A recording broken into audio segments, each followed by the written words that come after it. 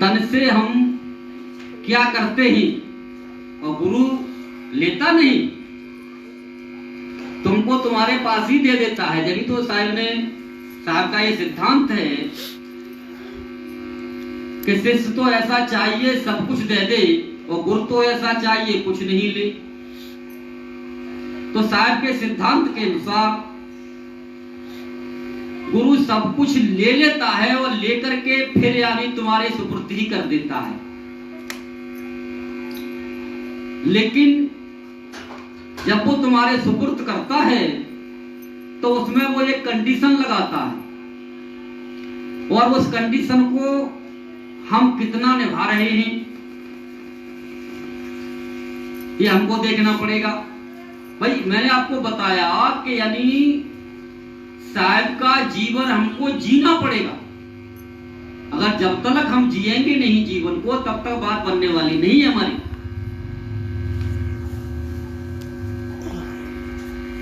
तो गुरु कहता है कि भाई तन मन धन तुमने दिया और मैंने लिया, अब मैं अपना तुमको दे रहा हूं। जिस तरह से गुरु तन देता है तुमको तो वो तन तुम्हारा नहीं है। छलांग कैसे नहीं लगती, छलांग अभी लगती है, लेकिन हम उस काबिल बने तब तो लगे ना। बन ही नहीं पाते और छलांग लगाने की हम कोशिश करते हैं कि भाई हमने तो चौथे युग में डायरेक्ट कलयुग से छलांग लगानी है। कैसे लगाएंगे? तो गुरु ने ये आदेश दिया कि ये शरीर तूने मुझको सौंपा, अब ये शरीर तेरा नहीं है, अब ये शरीर मेरा है। तेरे पास जो शरीर है वो मेरा शरीर है। तो क्या हम अपने शरीर को गुरु का शरीर समझते हैं? समझना चाहिए, क्योंकि जब तक हम नहीं समझेंगे तब तक इस शरीर से हम कितने मान लो गलत काम कर देंगे। वो जहां गलत काम हुआ, मर्यादा टूटी तो हम नीचे गड्ढे में गिर गए, कलयुग में आ गए। दिया कहां तुमने? इसी तरह से मन जब हमने गुरु को दे दिया और गुरु ने दे दिया आपको मन के भाई मन अब ये आपका नहीं है, आपके पास जो मन है वो मेरा मन है।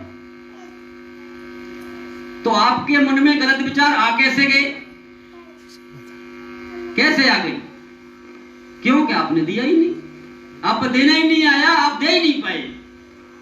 1 सेकंड लगती है ज्ञान होने में, ज्यादा देर नहीं लगती। साहब ने एक पल की बात कही है तो एक पल में आज भी होता है और गारंटी से होता है।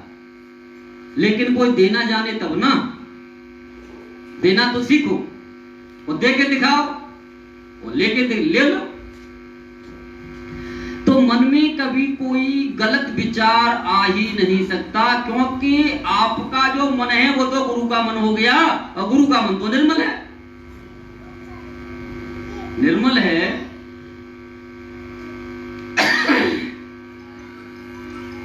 और धन,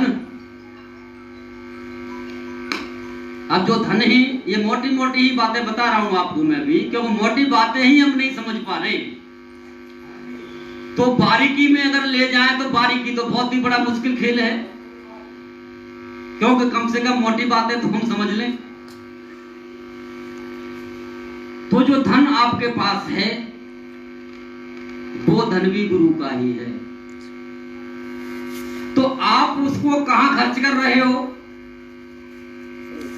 कैसे खर्च कर रहे हो?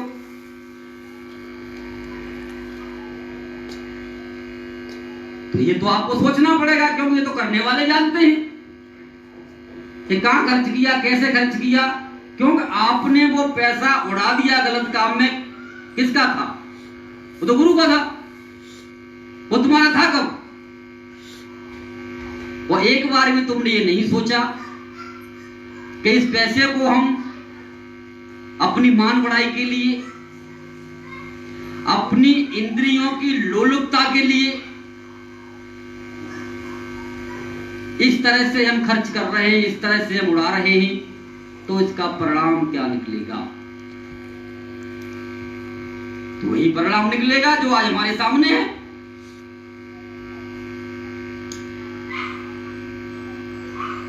तो छलांग लग सकती है अगर हम तन मन धन देने वाले मिल जाएं, जो साहब की सिद्धांत पर खरे उतरे दोनों गुरु और चेला, तब बात बनती है। लेकिन आजकल ज्यादा है क्या कि साहब ने पहले ही कह दिया कि गुरु लोभी शिष्य लालची और दोनों खेलें दाव, ये तो दोनों डूबेंगे चाहे पत्थर की नाव। गुरु लोभी गुरु और पूरी भागदौड़ में जीवन निकल जाता है, हाथ कुछ लगता नहीं। गुरु और चेला इस तरह से दोनों ही पत्थर की नाव पर सवार हो गए। पत्थर की नाव क्या है? पत्थर की नाव ये यानी सत्य को नहीं समझा, सार शब्द को नहीं जाना। पत्थर की नाव यानी शरीर की लोलुपता के लिए। गुरु भी शरीर की लोलुपता के लिए जी रहा है और शिष्य भी शरीर की लोलुपता के लिए जी रहा है। ये पत्थर की नाव है, तो पार कहां से होंगे भाई? गुरु और चेला दोनों को 84 में डूबना ही डूबना पड़ेगा, फिर आना ही आना पड़ेगा, कोई नहीं बच सकता।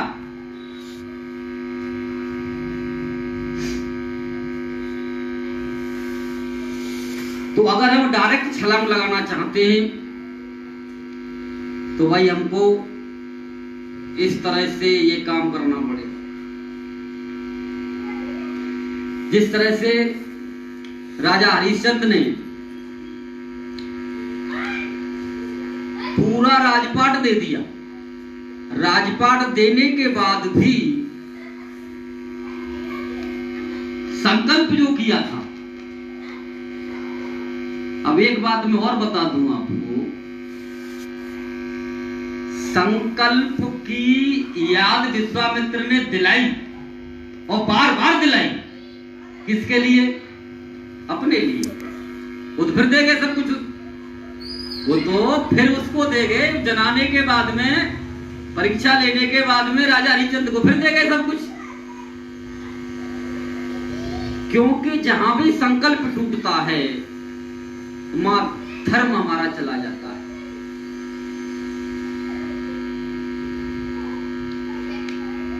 तो संकल्पों को हम जब लेते हैं तो बड़ी सोच समझ के लें, क्योंकि कभी हम भावुकता में ऐसे ऐसे संकल्प ले लेते हैं कि हम ये करेंगे ये करेंगे ये करेंगे, और बचपन से चल रहा आता है, आजकल से नहीं, बचपन से। बच्ची जब घर में पैदा होती है ना, बेटा तेरे लिए हम ये करेंगे, तेरे लिए ये करेंगे, अरे भैया समय आएगा तब हो जाएगा। लेकिन हम बचपन से संकल्प लेना शुरू कर देते।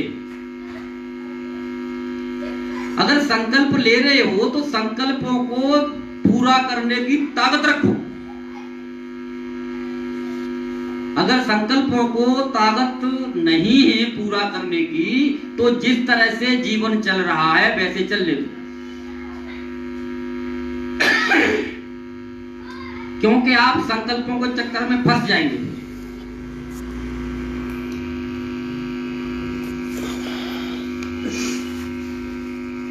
तो सत्य, द्वापर, त्रेता और कलयुग अनुमान।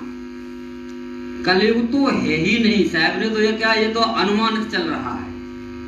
ज्यादातर अनुमान के ज्ञान चल रहे हैं यहाँ पर, अनुमान और कल्पना के ज्ञान चल रहे हैं कलयुग के अंदर।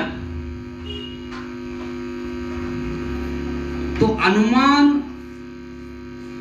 और कल्पना, क्या भाई, कल्पना परमात्मा ऐसा होगा, एक तो अनुमान लगाया, और अनुमान लगाने के बाद में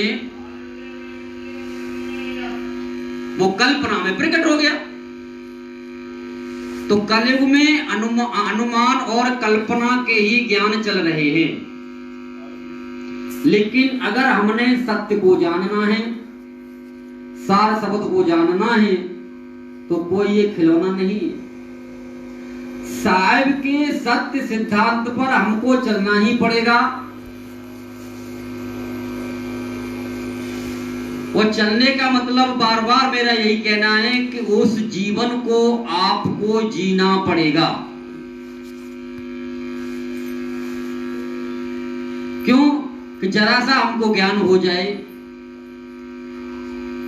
किसी अच्छे परिवार में जन्म हो जाए, तो वो मेहनत करना तो चाहते ही नहीं। किसी अच्छे से हमारी दोस्ती हो जाए, कोई बढ़िया सा शिष्य मिल जाए, तो मेहनत करना तो हम चाहते ही नहीं। क्यों? कमाएंगे ये, खाएंगे हम। ज्यादातर ऐसा ही देखा गया।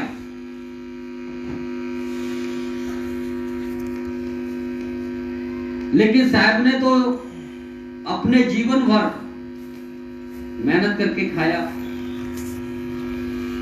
और हम देख रहे हैं कि जवान जवान बच्चे साधु बन जाते हैं बहुत जल्दी। ललक होती है ना, ललक। क्योंकि इनका मान सम्मान हो रहा है तो हमारा भी मान सम्मान हो, हमको भी अच्छा अच्छा माल खाने के लिए मिले, गाड़ियों में घूमे। लेकिन साहब ने तो ये कहीं नहीं सोचा। अगर साहब ये सोचते तो उनके तो राजा महाराजा शिष्य थे, उनको मेहनत करने की क्या आवश्यकता थी?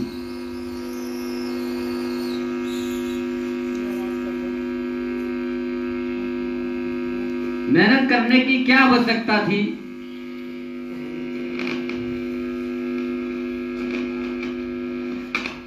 लेकिन साहब के सिद्धांत पर चलने के लिए हमको जीवन जीना पड़ेगा। क्या जी, हम तो बाबा हो गए, अब हमको काम करने की क्या जरूरत है? बाबा लोग कोई काम करते हैं क्या? गुरु लोग कोई काम करते हैं क्या? तो क्या? और कबीर साहब तो, गुरु की तो छोड़ो, कबीर साहब तो स्वयं सतगुरु थे। सतगुरु का मतलब होता है शरीरधारी नहीं, शरीर नहीं। गुरु में और सतगुरु में जमीन आसमान का फर्क है। गुरु का शरीर होता है और सतगुरु का शरीर नहीं होता।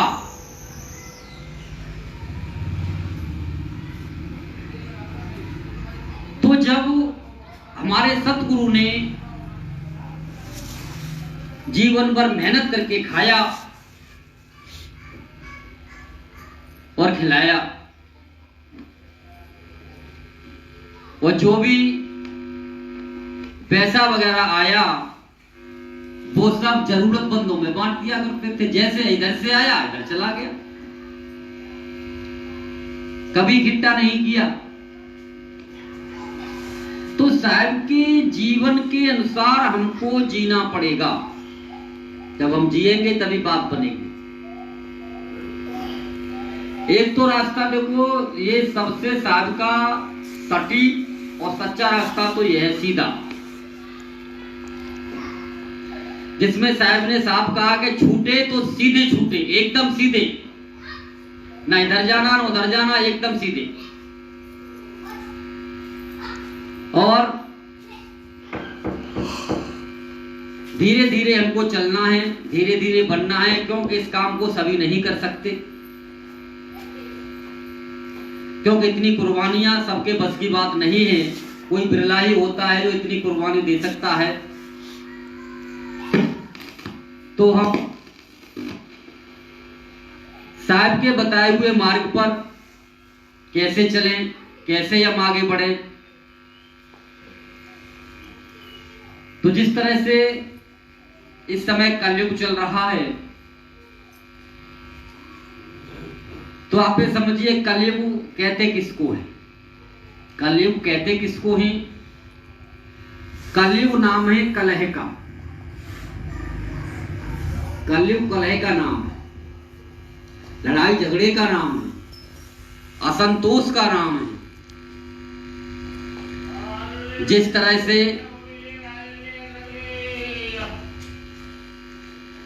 अगर हमारे घर में कलह रहती है, घर परिवार में कलह रहती है, तो हम कलयुग में ही जी रहे हैं। तो सबसे पहले सत्संग में आकर के हम इतना विवेक अपना मजबूत करें ये कहां से होगा? सत्संग से ही होगा। और सत्संग से जो भी हमारी समझ में आए उसको हमने धारण करना पड़ेगा, सुनना पड़ेगा कि जिस हमको हमेशा अलर्ट रहना पड़ेगा, हमेशा जागृत रहना पड़ेगा। जैसे साहब ने कहा था ना कि भाई मैं कहता तू जागृत रही हो, तू जाता है सोई रे। तो जागृत का मतलब हमेशा हमको अलर्ट रहना पड़ेगा कि हमसे कोई गलती ना हो जाए, हमसे कोई चूक ना हो जाए। तो जब हम इस अलर्ट पर रहते हैं तो अगर हमसे कोई गलत बात निकलती भी है तो पहले निकलेगी, बाद में फिर पछतावा होगा कि मेरे से ये गलती हो गई। अलर्ट रहेंगे जब, लेकिन और कुछ समय के बाद में निकलेगी ही नहीं। निकलने से पहले ही हमको ये बोध हो जाएगा कि ये तो गलत है, क्योंकि इसके लिए भी तो साहब ने मना कर दिया है, साहब ने आदेश दिया है कि ऐसा गलत काम हमको नहीं करना।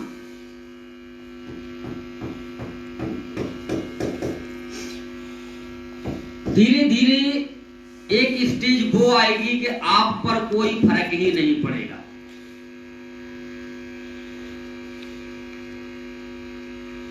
तो हमेशा अलर्ट रहने की आवश्यकता होती है, हर जगह हर समय 24 घंटे।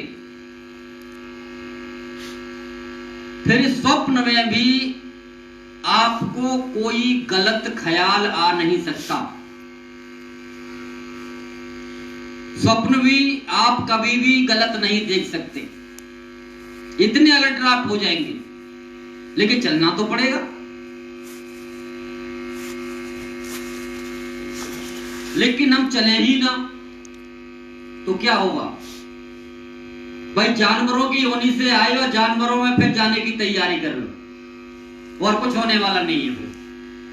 तो सुधरना तो पड़ेगा।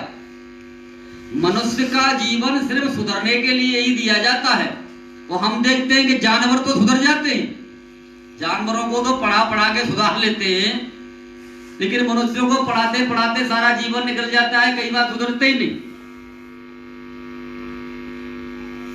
तो बाबा तुलसीदास ने तभी तो कहा कि मानव धाम मोक्ष कर द्वारा पाए जिन पर लोक सवारा, कि मनुष्य का जन्म बड़ी मुश्किल से मिलता है, अब की मिल गया है तो परलोक यानी शरीर छोड़ने के बाद आप कहां जाओगे, कौन से लोक में जाओगे, क्या बनोगे, इसका विचार करो, इसका ज्ञान करो।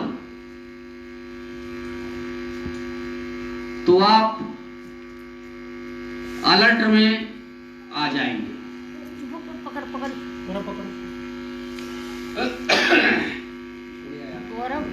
ऊपर दिया को भाई, इसको बांध लो ना थोड़ी देर। तो भाई कलयुग में कलह होती है, तो कलह से बाहर की कलह, घर की कलह, और उसके बाद नंबर आएगा अंदर की कलह का। तब नंबर आएगा अंदर की कलह का। इसको बांध लो। अगर आपसे मान लो घर और बाहर की कलह ही खत्म नहीं हो रही तो आप अंदर से कैसे शांत हो पाएंगे? मतलब ही नहीं होता। क्योंकि कोई चिड़िया भी, कौवा भी काव काव कर देगा ना, देखो आप फौरन उस पर टूट पड़ेंगे। कहां सुबह अशगुन कर रहा है, कुत्ता कान फड़फड़ा देगा तो आपके मन में उल्टे सीधे विचार आने लग जाएंगे। अगर कहीं काली बिल्ली दिखाई देगी तो पता नहीं क्या क्या सोचने लग जाओगे। क्यों? कि आपके अंदर जो कलह भरी हुई है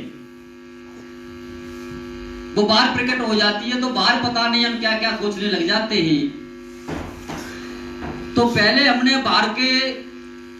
बाहर को सुधारना है, घर को सुधारना है कि वहां कलह ना हो। उसके बाद हमारे अंदर कोई कलह ना हो। कलह का नाम ही कलयुग है।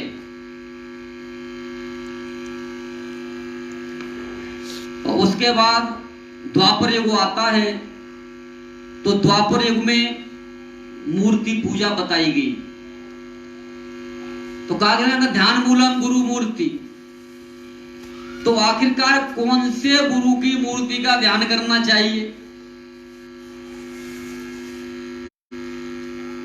ये तब आपकी समझ में आ पाएगा, ऐसे नहीं आ सकता। क्योंकि आप जब मान लो कलयुग से ही ऊपर नहीं उठ पा रहे, कलह से ही ऊपर नहीं उठ पा रहे, तो आप गुरु की मूर्ति को क्या पहचानोगे कि गुरु है क्या? क्या है गुरु की मूर्ति? तो किसका ध्यान करोगे, कैसे ध्यान करोगे? तो सबसे पहले कलह को दूर करने की आवश्यकता है। और कलह को दूर करने के लिए बाबा तुलसीदास ने यह बताया है क्या करना चाहिए, कीर्तन करना चाहिए। कीर्तन का मतलब मैं आपको बता देता हूं कि जो भी आप नाम, कलयुग नाम लेते हैं जिह्वा के द्वारा, उसको आप बोल के लीजिए, और बोल के लीजिए और उसी नाम को खुद सुनिए। ज्यादातर होता क्या है कि हम जो मान लो दूसरों को सुनाने की चेष्टा करते हैं, क्योंकि हमारे नंबर बढ़ जाए, लोग हमको भक्त कहें, लोग हमको ज्ञानी कहें, लोग हमको सत्संगी कहें। लेकिन जब भी हम भजन पर बैठे तो हम इस हिसाब से बोले कि हम अपना ही सुने, किसी की सुने ही ना। अपना जो भगवान का नाम हम जो जप रहे हैं, नाम ले रहे हैं, तो हमको वो सुनना है। तो ये क्या होगा, ये कीर्तन होगा। कीर्तन होगा जब उसी पर आपका मान लो कंटेंशन होगा, उसी पर आपकी सुरती होगी, तो आप आगे बढ़ेंगे। यानी आपका मन वहीं रुका रहेगा। मन नहीं रुकता। मन जब रुकेगा जब आप कीर्तन करेंगे, और कीर्तन का ये सूक्ष्म रूप में आपको बता रहा हूं। आप इस हिसाब से नाम लीजिए कि उस नाम को आपको ही सुनना है, किसी और को नहीं सुनाना, और आप उसको सुन रहे हैं तो उसे सुनिए। तो दूसरा विचार आपके अंदर आ कहां से जाएगा, कैसे आ जाएगा? क्योंकि आप नाम ही नहीं, आप अपना नाम ही नहीं सुन रहे आप। तो तब आप धीरे धीरे करके यानी कलयुग से बाहर हो जाएंगे, आपके अंदर शांति आने लग जाएगी।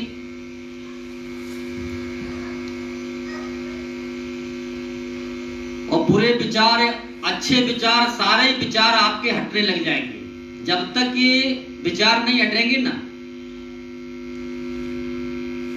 तब तक आगे आप भजन में बढ़ ही नहीं सकते। वो मैंने लास्ट स्टेप बताया था, ये पहला स्टेप बता रहा हूं। अगर आप ध्यान से देखेंगे तो पहले में वो लास्ट में कोई फर्क नहीं है, इसीलिए सारा शब्द खा जाता है, क्योंकि वो हमेशा एक ही था, एक ही है, एक ही रहेगा। तो जब आपके अंदर ऑटोमेटिक ही निर्विकल्प हो जाएंगे, कोई विकल्प नहीं रहेगा। इसको कहा जाता है निर्विकल्प समाधि। जैसे बैठे हैं वैसे ही बैठे हैं, चाहे आंखें बंद कर लें या आप खोल लें, हमारे पर कोई फर्क नहीं पड़ता भाई। तो ये कैसे होगा? ये सिर्फ यानी गुरु के नाम के प्रभाव से ही हो जाएगा। लेकिन अगर गुरु आपका है ऐसा, तो ये कंडीशन है। नहीं तो कितने गुरु नाम जपने वाले दुनिया में पड़े हुए हैं, लेकिन वो न स्थिति प्राप्त होती है, न शांति प्राप्त होती है, न सत्य प्राप्त होता है। लेकिन जब तो बाबा तुलसीदास ने कहा जो जाने सो दे जनाई, यानी जो जिसने जान रखा है, जो प्रकट है, जिसने प्रकट कर रखा है, तो वही प्रकट कर सकता है। तो जैसे ही आपको शांति आएगी, कलयुग से आप ऊपर उठेंगे, तो क्या ध्यान मूलम गुरु मूर्ति। तो हकीकत में गुरु का क्या स्वरूप है, गुरु की कौन सी मूर्ति है? क्योंकि ये तो जलने वाली है, गुरु की भी जलने वाली है, तुम्हारी भी जलने वाली है। लेकिन पहला स्टेप आप पूरा कर पाएंगे तो ध्यान मूलक गुरु मूर्ति, तब आपके हृदय में वो गुरु की मूर्ति, वो गुरु बस जाएगा, वो विराजमान हो जाएगा। तब समझ लो कि द्वापर आ गया, तब द्वापर आ गया। अब त्रेता युग में क्या होता है? त्रेता युग में यानी हवन यज्ञ होता है। हवन यज्ञ बताया बाबा तुलसीदास ने। अब मैं दोनों ही चीजें बता रहा हूं, बाबा तुलसीदास का भी बता रहा हूं, बाहरी रूप भी बता रहा हूं और अंदर का रूप जो कबीर साहब ने जो प्रकट किया, उनका जो ज्ञान है उसको भी मैं लेके चल रहा हूं। तो त्रेता युग है, त्रेता युग में हवन यज्ञ किया जाता है। तो अब कौन सा हवन यज्ञ है, कौन हवन यज्ञ करता है, कैसे होता है? अब उसके लिए साहब का सिद्धांत, क्योंकि आपने सत्य को जान लिया, निर्विकल्प समाधि में कलयुग से ऊपर उठते ही आपने गुरु की असली मूर्ति को जान लिया, सत्य को आपने जान लिया कि सत्य है क्या। तो अब जीवत जीव हृदय बसे, जीवत जीव हृदय बसे, यानी आप ये समझ लीजिए आपने अपने स्वयं को यहाँ पर जान लिया, आत्मा को जान लिया, आपको यहाँ आत्मज्ञान हो गया। लेकिन अभी परमात्मा का ज्ञान बाकी है। तो परमात्मा के ज्ञान के लिए आपको त्रेता युग में पहुंचना पड़ेगा। और उसके लिए हवन यज्ञ क्या है कि जीवत जीव हृदय बसे मुए पुरुष के पास। तो आखिरकार पुरुष के पास जब हम हवन यज्ञ करते हैं तो ऊपर उठ के जो जाता है, क्या जाता है? नीचे हवन यज्ञ चलता है और ऊपर वायुमंडल में उठ करके जो खुशबू जाती है, जो कहां पहुंचती है? हमारे देवताओं के पास में, ब्रह्म के पास में।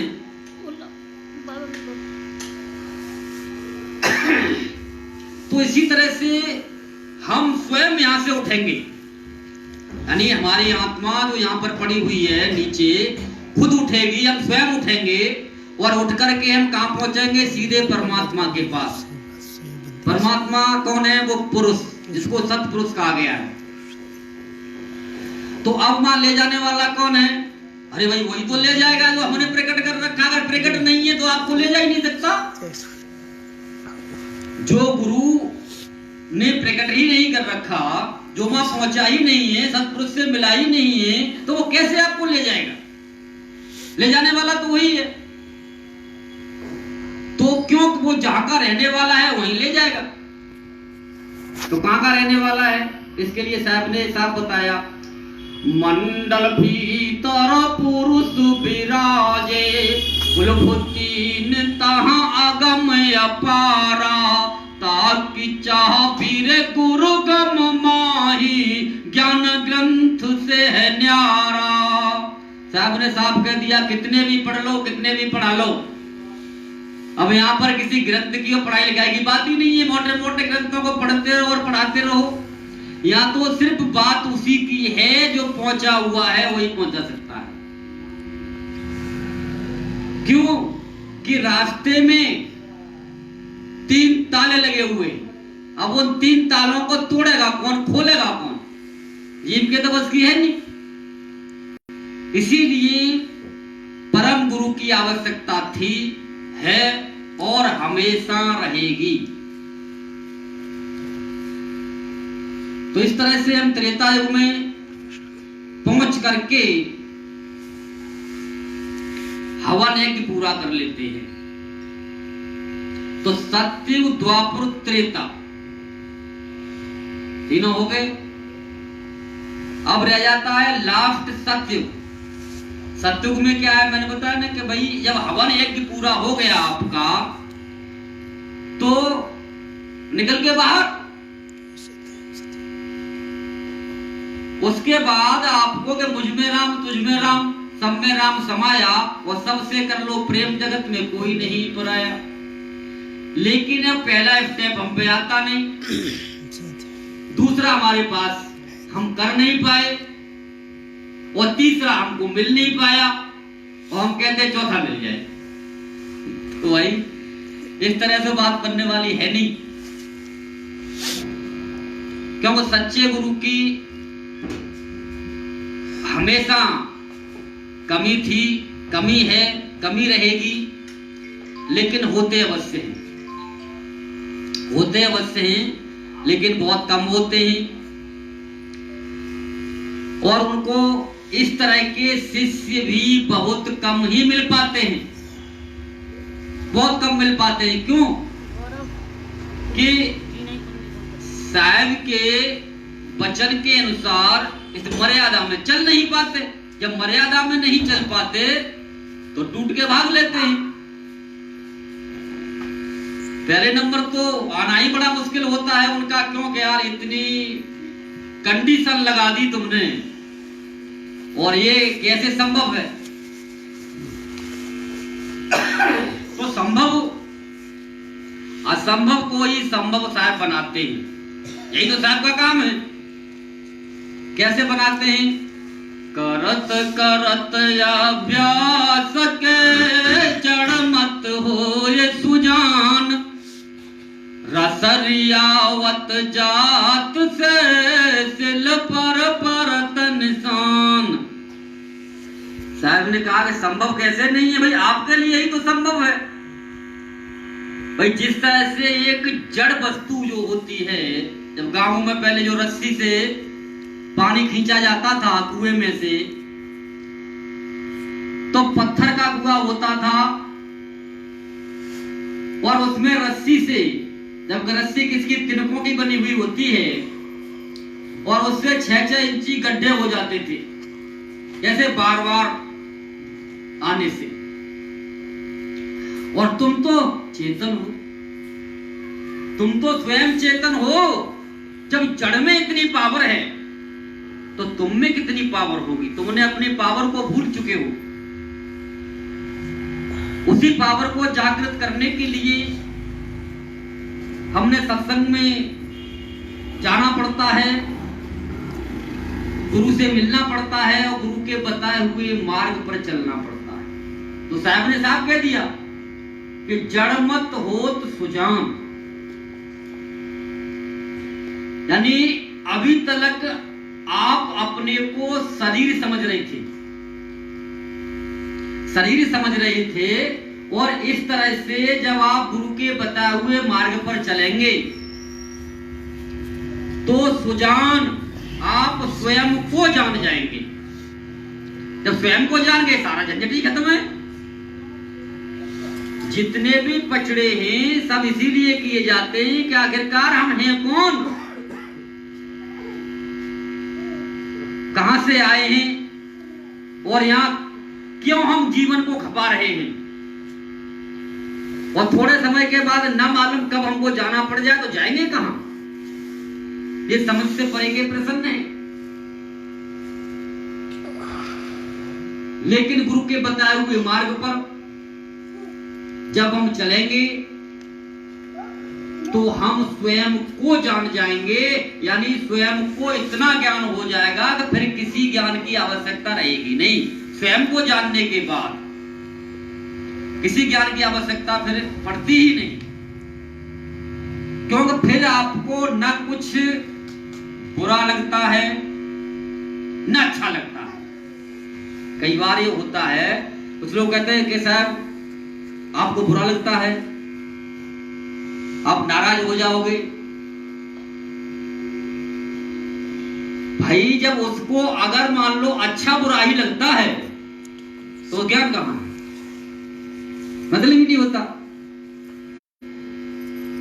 लेकिन हम अपनी अल्प बुद्धि से ये सोच लेते हैं कि इनको ये चीज अच्छी लगेगी, इनको बुरी लगेगी, लेकिन अच्छे बुरे से वो परे होता है। अब आपको सुधारने के लिए, जैसे मैंने अभी बताया कि बच्चा जब बच्चे को नहीं पता होता क्या अच्छा है क्या बुरा है, इसीलिए जीव को नहीं पता, क्योंकि हम बुद्धि के बल पर, जैसे बच्चा अपनी समझ से हर काम अच्छा ही करता, खराब करता है क्या? लेकिन फिर भी हम देखते हैं कि वो गलत पे गलत करता चला जाता है। तो माँ बाप का ये फर्ज है, फर्ज है कि भाई बच्चों को समय समय पर हम समझाते रहें कि भाई ये चीज गलत है, ये चीज गलत है, ये चीज गलत है, तो उसकी समझ में धीरे धीरे आ जाएगा और वो अपने सही रास्ता पकड़ लेगा। और अगर हम बताए ही ना कि बच्चा जो कर रहा है उसे करने दो, क्यों वो समझदार है। कई बार होता है ना कि जीव देख हम तो बहुत समझदार हैं। समझदार कैसे हो? बुद्धि से। बुद्धि से समझदार हो। बच्चा भी अपनी बुद्धि से समझदार ही तो होता है, लेकिन हमें दिखता है कि ये तो बड़ी गलतियां करता है।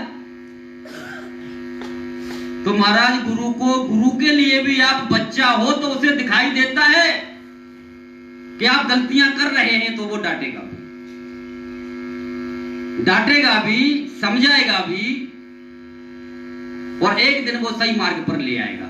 कई बार तो ऐसा हो जाता है कि बच्चा जब नहीं मानता, ज्यादा ही जिद करता है, तो चंपत भी लगानी पड़ जाती है। अभी देखो हमारे जो छोटे अंशु साहब है ना, अभी 3-4 दिन पहले की बात है, इनकी दादी की तबीयत खराब है, तो बोले अम्मा मैं भी गोली खाऊंगा, दवाई चाहिए मुझे, तो गोली चाहिए। अब मान के राजी नहीं, रोना शुरू, दवाई चाहिए, दे भी दी, बोले अब इसे निकाल को दो, मुझे खानी है।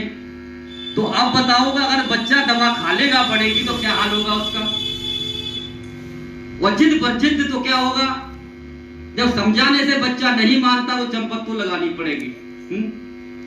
हल्की सी जब चंपत लगाई ना तो चुपचाप कोने में बैठ गए। अब उसके बाद क्या कहते हैं, अम्मा बाई खानी है ना, तुम खा लो, तुम खा लो, क्योंकि पता है कि ये गलत चीज है। पिटाई भी होती है, पिटाई भी होती है। तो भैया रे, जब गुरु के पास आते हो तो गुरु भी तुम्हारा बड़ा ही है। बाप के देखो, गुरु के लिए कोई पिताजी कहता है, कोई बाबा कहता है, कोई संत कहता है, तरह तरह के मान लो उपमा दी गई है। तो उसके लिए बच्चे ही हो तो आपको समझाने के लिए ही वो कोई बात कहता है। इसलिए साहब ने ये साफ बताया कि गुरु कुम्हार, शिष्य कुंभ है, गड़गड़ काढ़े खोट, वो अंदर से दे सारा और ऊपर मारे झूठ। तो कई बार कुछ लोग नाराज भी हो जाते हैं ना, क्योंकि डांटना तो पड़ेगा, अगर नहीं डांटेंगे। उन्होंने कहा कि तुलसी मीठे वचन से सुख पुजे चहुओर, और वशीकरण यह मंत्र है पर और वचन कठोर। उन्होंने कहा कि भाई हमें मीठा बोलना चाहिए, इससे सबको ही खुशहाली आएगी, अच्छा लगेगा, और हमको कठोर शब्द नहीं बोलना चाहिए जिससे किसी को बुरा लग जाए। तो अब ये किसके लिए है? अब ये विवेक कहां से आएगा? सत्संग के द्वारा। ये है आम जीवों के लिए, आपस के लिए, गुरु के लिए नहीं है।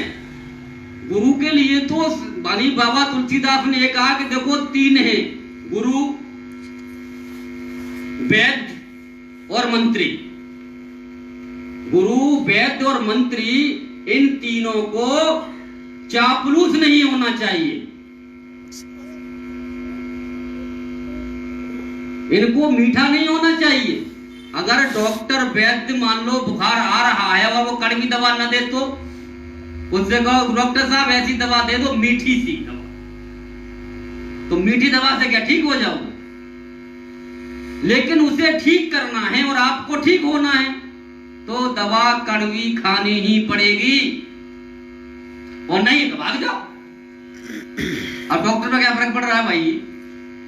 वो तो डॉक्टरी बोले बैठा है, उसके यहाँ तो तुम नहीं, कोई और आ जाएगा, जिसको जरूरत होगी वो आ जाएगा, लेकिन वो डॉक्टरगिरी बंद नहीं हो रही। तो उसको चापलूस नहीं होना चाहिए। और दूसरा मंत्री, अगर मंत्री प्रजा में क्या हो रहा है, प्रजा क्या सोच रही है, किस तरफ जा रही है, कहां गलत हो रहा है, वो नहीं, अगर राजा को नहीं बताता तो प्रजा विद्रोह कर देगी और एक दिन उसका राजपाट डूब जाएगा तो क्या होगा, ना तो मंत्री रहेगा और न राजा ही रहेगा, न प्रजा ही रहेगी, दूसरा देश आक्रमण कर देगा।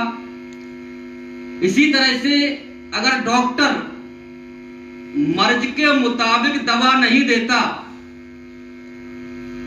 मरीज के हिसाब से दवा देता है, तो न तो मरीज रहेगा, डॉक्टर की डिग्री भी छिन जाएगी और दुकानदारी भी उसकी बंद हो जाएगी। फिर कौन आएगा, वो तो मार देता है भाई।